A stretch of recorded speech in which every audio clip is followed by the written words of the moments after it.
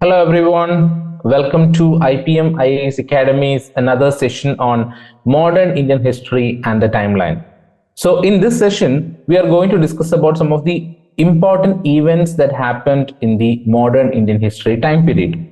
So we are not covering every detail, we are only going through some of the important aspects. So the basic necessity for understanding this is to get an idea about the chronological order, because when you are sitting in the examination hall, the understanding regarding the chronology will definitely help you to arrive at certain answers. Okay, so chronology, when did this happen, okay, who was the ruler during that time, so all these things will definitely help you in arriving at the correct answers.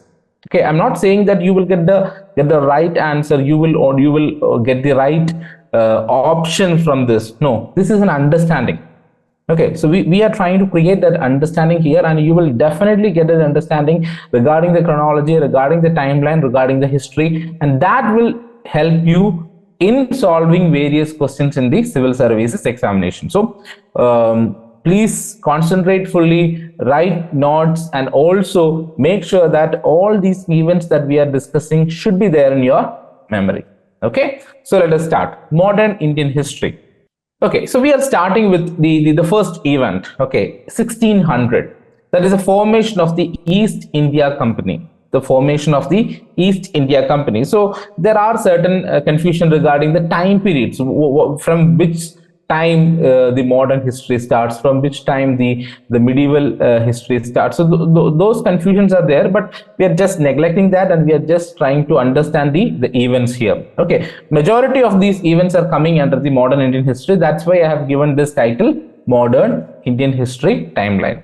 So in 1600, the formation of the English East India Company. Why we are discussing it here? Because after 1600, during the modern Indian history time period, one rule that we are always emphasizing on, or we are always discussing, is about the East India Company rule or the English rule. So we have to understand about their formation. So Queen Elizabeth first granted a charter to the English East India Company to trade in the East Indies. So this is very, very important. In 1600 only this happens. So whatever they want to do, they want to get that permission, they want to get that charter or that agreement from the ruler there. So who was the ruler there? Queen Elizabeth I. Okay, so Queen Elizabeth I has given this charter to the English East India Company, and they have actually given this right to the East India Company. That is a private company that you can just go and do trade in the Indian, the Asian areas, or the Indian area. So this laid the foundation for British commercial and eventually political intervention in India. So we know what happened later. They came here, they started it as a trade, and later what happened was they tried to get more support from the rulers over there, and they started building that divide and rule policy over there. So how they actually come up with that divide and rule policy? We are not talking about the divide and rule policy that we are talking during the time of the partition of Bengal. No, not that divide and rule policy, or not the divide and rule policy that the two nation theory and all. No, not that divide and rule policy. But what they did was, we know that there were differences existing between the kings during that time. So what they did, they actually went more closer to one particular king, and they helped that king to defeat the other king, the other ruler in the war. So that's how they actually created that rift among the rulers, and they took advantage of that rift, and they got more support from the Indian rulers, and later we know that they got the ultimate power of India also. So 1600 is very important. So after 1600, there are many events happen that we will actually do as a separate video itself. So this is the initial understanding of the chronology. So first you understand this, then we will actually bring in more events that happened during this time period. Okay, so 1600, formation of East India Company, and then coming to 1757, very important event in the history of India, because with this particular battle, that is the Battle of Plassey, the British East India Company got the complete control of India. Okay, they got the control over Madras region, they got the control over Bombay region and all, but during that time period, the most strongest area in India was the Bengal region. So that Bengal was actually under the control of the Nawab Siraj ud Dowlah. So this war happened between the British East India Company under Robert Clive and the Siraj ud Dowlah, the Nawab of Bengal. So in this war, he was defeated. Siraj ud Dowlah was defeated and British got an upper hand over the Indian area. Okay, so this is what happened, and this marked the beginning of British political control in India. So very important event, that is the Battle of Plassey, 1757. Now coming to 1764 Battle of Buxar. Okay, 1764. The company defeated the combined forces of Nawabs of Bengal, Awadh and the Mughal emperors. So what happened was, after the 1757 revolt or the Battle of Plassey, they expanded their rule in India. They got Bengal under their control and they become more powerful. So this was actually a threat to various leaders here or rulers here. One was Mughal emperors, then the rulers of Awadh, the rulers of that regional kingdoms and all. It was actually a threat for them.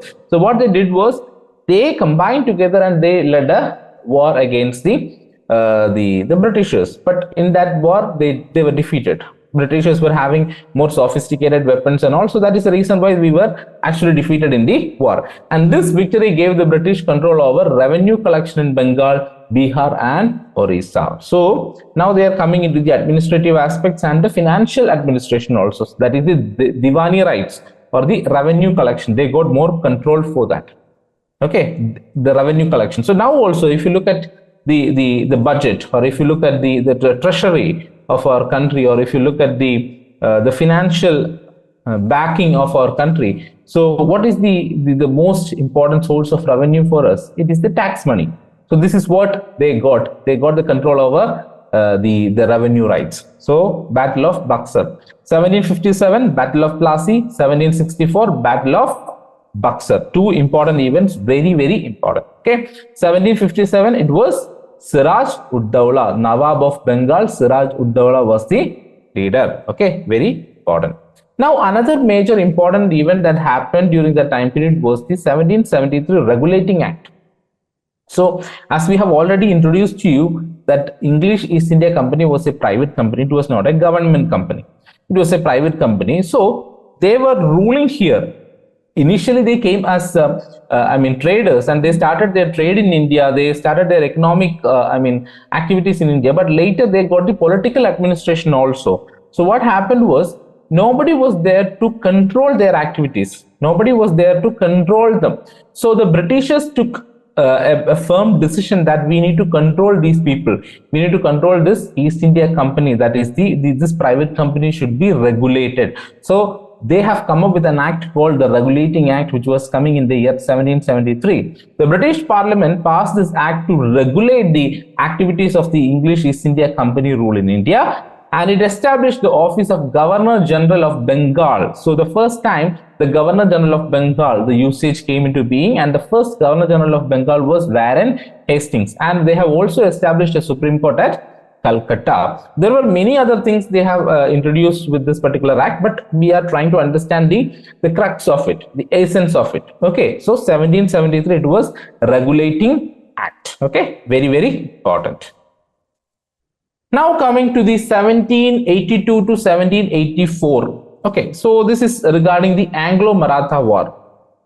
So initially, certain rulers were accepting the rule of Britishers, but there were leaders, there were rulers who were not accepting the rule of the Britishers. So one such ruler was the Maratha rulers. Okay, so that's why there emerged a war between Anglo or the Britishers and the Marathas, and which came to be known as the Anglo-Maratha War. Okay, the first Anglo-Maratha War, which actually came to an end with the Treaty of Selbai.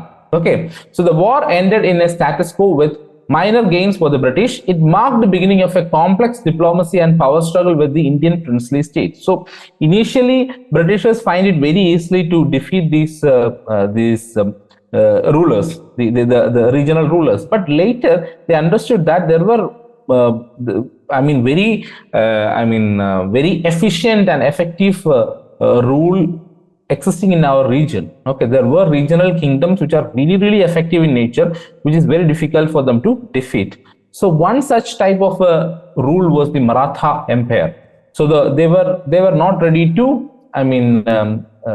surrender to the Britishers. So that's how the war came into being. Now, in 1799, another major war that happened was between the Mysore rulers. So that is the Britishers and the Mysore rulers. So especially the most famous rulers were the Hyder Ali and Tipu Sultan. So the fourth Anglo-Mysore War, that was also a prominent event that happened during that time period. So the fourth Anglo-Mysore War and the death of Tipu Sultan. The British defeated the Tipu Sultan, a staunch opponent of the British expansion at Srirangapatnam. Okay, and his defeat eliminated a major resistance force in southern India. Very, very important. Okay, he was most powerful king in the southern region, and what happened was, with his defeat, it was very easy for them to get the control over the southern Indian region.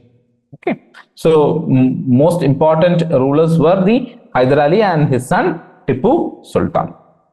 Now, in 1818, what happened? The end of the Third Anglo-Maratha War.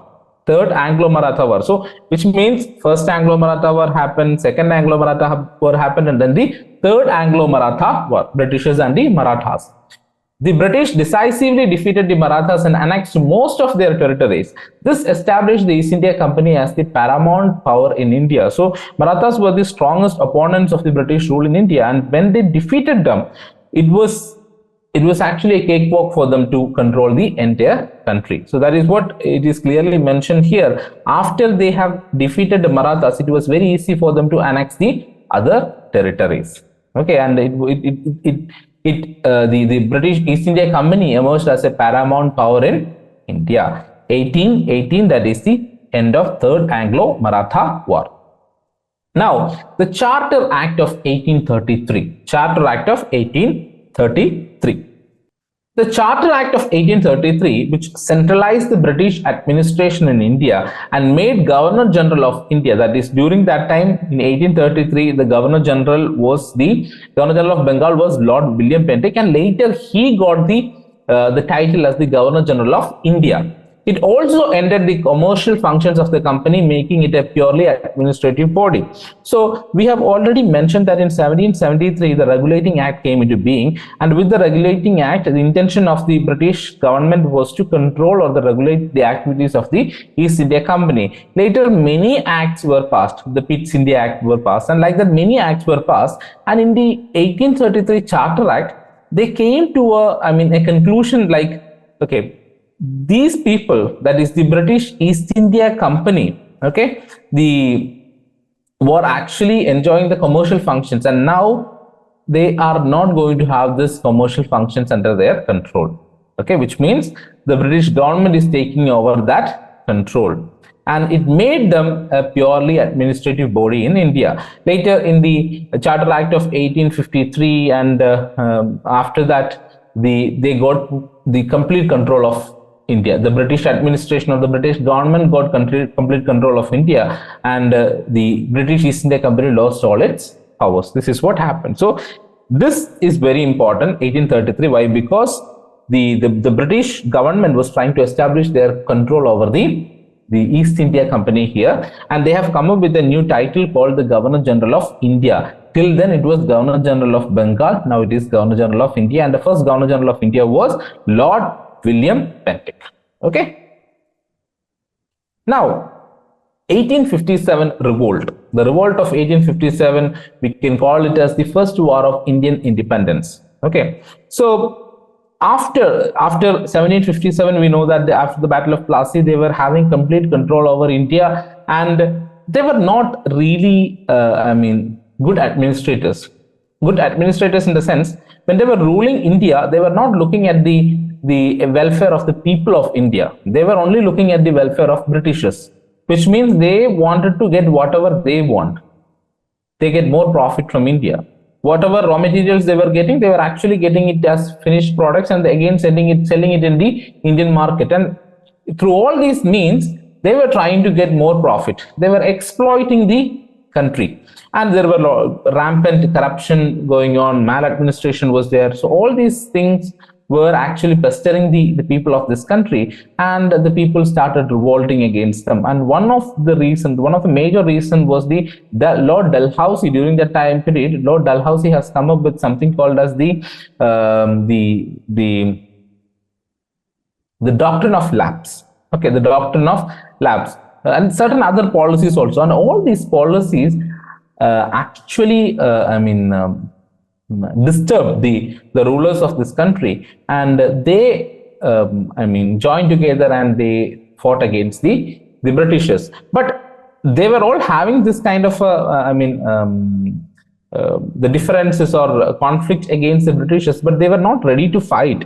But that fight only happened with the uprising of the soldiers. Okay, so the British is from the British East India Company's,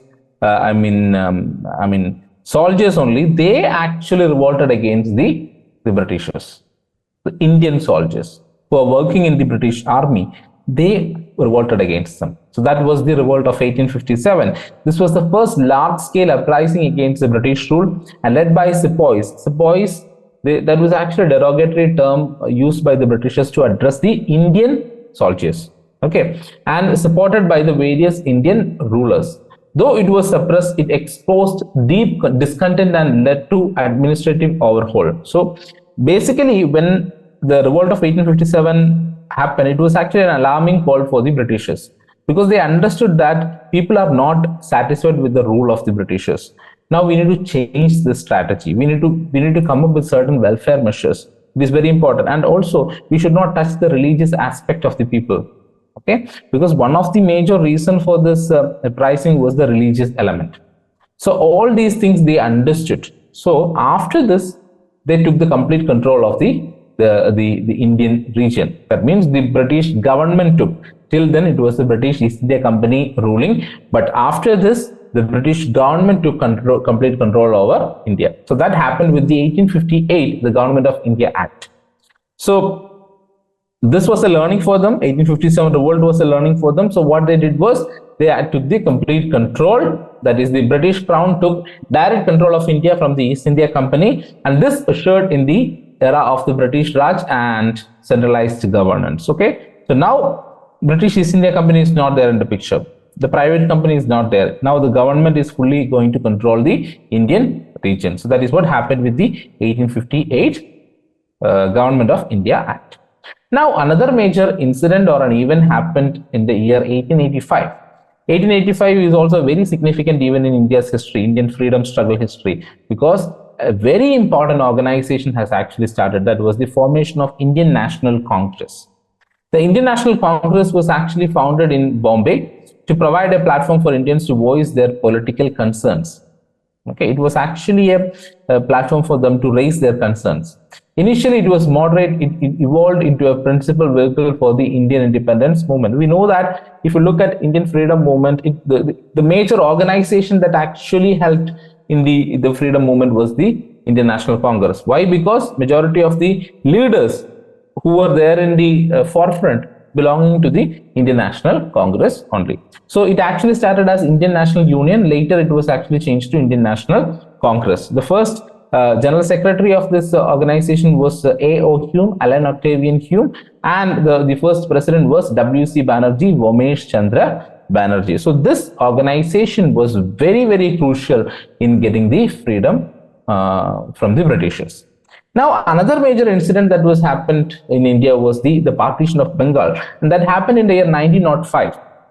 Lord Curzon was the viceroy during that time, and because what he did was he actually divided Bengal into two areas, and they mentioned that it was for the administrative convenience. They said that it was for administrative convenience we are actually dividing this territory, but it was not the exact reason. The exact reason was communal in nature. They wanted to create that division among the people. They wanted to create that communal tendencies. They wanted to highlight that communal tendencies among the people. Okay, so they divided the people of Bengal on religious lines, communal lines. igniting a massive protest, and this led to the Swadeshi movement and a surge in national sentiment. Basically, what happened was people were not happy with the partition of Bengal because they understood that they wanted to divide people of India, and they protested against this particular incident, and that eventually came to be known as the Swadeshi movement. Okay, Swadeshi movement. Now, another major incident that happened was the Jallianwala Bagh massacre, and I think I should also mention about another 2-3 incidents that happened before that. Okay, in 1915, a major personality who came back to India from South Africa, that was Mahatma Gandhi. He actually came back to India in the year 1915, and after he came back to India, he took actually a break from the Indian politics or the Indian freedom movement for almost around 2 years, because he was trying to understand the situation of this country. He wanted to know the plight of the people in this country and their sufferings, and then only he can come up with, solutions. He can come up with, better, suggestions for the international freedom movement, and that was actually an advice given to him by his political guru Gopalakrishna Gokhale. So later, in the year 1970, he actually entered into active politics or the Indian freedom struggle with the Champaran agitation. Champaran agitation was successful, and then the Kheda agitation and the Ahmedabad Satyagraha, all these things, 1917 and 1918, these incidents happened, and later another major incident was 1919 Jallianwala Bagh massacre. Okay, so the British troops under the General Dyer opened fire on unarmed civilians in Amritsar and killing hundreds of people. And this brutal event caused national outrage and marked a turning point in the freedom struggle. So very, very important event, that is the 1919 Jallianwala Bagh massacre, because it highlighted the problems that were faced by the Indians. It made their opposition more strong, people's opposition more strong. Because that was a very brutal incident or an event that happened in the Indian history. Everybody was actually, going against the Britishers after this particular incident. And one such major agitation or major organization that happened after this Jallianwala Bagh massacre was the non-cooperation movement. Okay, the people organized. The people joined together to fight against the atrocities of the Britishers. So that was the non-cooperation movement, NCM. It actually happened from 1920 to 22. So it was actually led by Mahatma Gandhi, because after he led the Champaran agitation, Kheda agitation, Ahmedabad agitation, and various other movements, and his active involvement in politics, and he got the picture as a leader, a true leader of the Indian national movement, and that's why he led this particular movement, that is the non-cooperation movement. And they called for boycotting the British goods, institutions, and honors, and it marked the entry of masses into Indian politics and widespread civil disobedience. And till then, it was a movement which were led by certain leaders, and very few members were there. But after this particular incident, this particular movement, non-cooperation movement, we could see that more participation from different walks of life. Women started participating. In large numbers. There were participation, but in large numbers, we could see that women were participating, the children participating, the government employees getting participated, students participating. So this become a very large movement. Okay, it become the canvas of the movement got wider. Okay. Now, another major incident that happened was 1930. Okay, before that, let me talk about the non-cooperation movement. Non-cooperation movement was also aligned with the Khilafat movement. So they actually incorporated the goals of Khilafat agitation also into the non-cooperation movement, and it actually ended with an incident called as the Chauri Chaura incident that happened in the year 1922. Okay, that was also a brutal incident that happened during that time. A police station was set on fire, and almost around 21 policemen and an SI inspector was actually assassinated in that particular incident, murdered in that particular incident. Now, another major incident that happened in Indian history was 1930, that is the civil disobedience movement. The civil disobedience movement started in the year 1930. It was also known as the Salt March. And Gandhiji led a 240-mile salt march to Dundee to protest the salt tax. Okay, so there were the Britishers have imposed tax on the salt. Okay, the production of salt, selling of salt, and everything, because salt was a general ingredient, a basic ingredient for everything, right? So that was not acceptable to the people. So what they did was they actually led a march.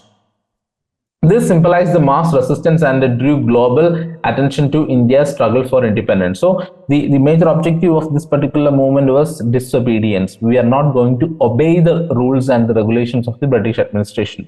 The other one, non-cooperation movement, we are not cooperating with any aspects of the British administration. And another important major event that happened was the 1942 Quit India movement. Quit India movement in the year 1942. It was actually during the time of the World War, Second World War only. Okay, the movement demanded an end to British rule because we are fed up of the rule of the Britishers, and now our slogan was, quit India.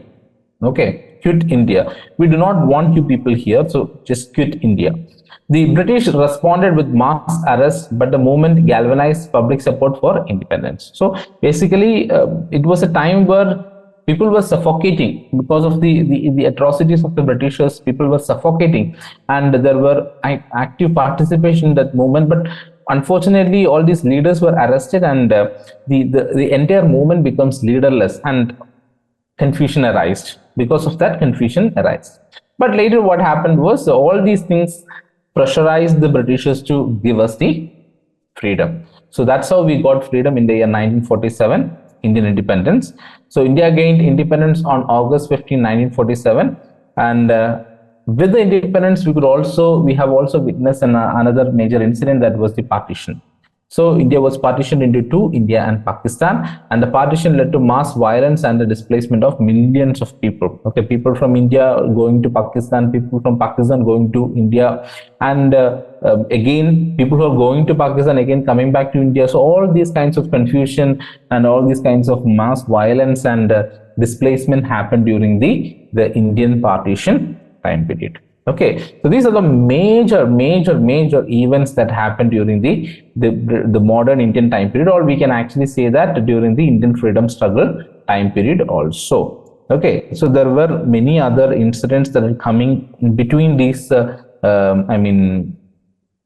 these timelines, so that we will discuss in another class. So what you need to do is try to study this, try to learn these time periods, that chronology. You need to have an idea, because next time when we are adding more events to this, it will be easy for you to digest. It will be easy for you to incorporate that into your already existing chronology that you have already studied. Okay, so I hope this session was useful for you. If it was useful for you, please do share it with your friends. Okay, because that will be helpful for them also. So thank you so much. We will meet in another session and with another important video on the Indian history or Indian polity or Indian geography or any of these subjects, because all these things will be helping you in the examination. So all the best, study well.